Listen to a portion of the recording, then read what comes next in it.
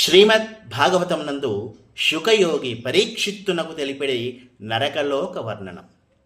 ఓ రాజా విను, ముల్లోకాలకు ఆవల దక్షిణ దిక్కులో భూమ్యాకాశాల నడుమ మహాభయంకరమైన నరకాలు ఏర్పడి ఉన్నాయి. అంతేకాకుండా దక్షిణంలోనే ఉన్న అగ్నిశ్వాత్తులు మొదలైన పితృదేవతలు కూడా తమ తమ గోత్రాలలో పుట్టిన వారికి శుభం కలగడం కోసం సత్యమైన దీవెనలిస్తూ ఉంటారు. అక్కడ పితృపతి అయిన యముడు కూడా తన లోకం చేరుకునే జీవులకు జీవితకాలంలో వారు వారు చేసిన కర్మలకు తగినట్టు ఫలం ప్రసాదిస్తూ శిక్షిస్తూ ఉంటారు.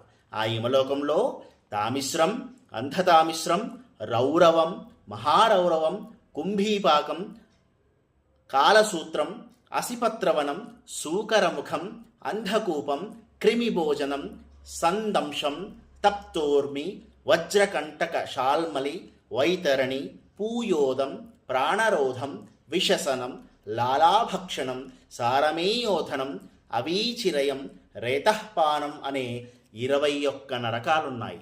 అవే కాకుండా క్షారకర్ధమం, రక్షోగణ భోజనం, శూలప్రోతం, దందశూకం, అవట నిరోధనం, అపర్యావర్తనం, సూచీముఖం అనే మరి 7 నరకాలు ఉన్నాయి. వెరసి దక్షిణంలో 28 నరకాలున్నాయి అని కొందరు చెబుతారు అని వివరించడం జరిగింది. ధన్యవాదాలు.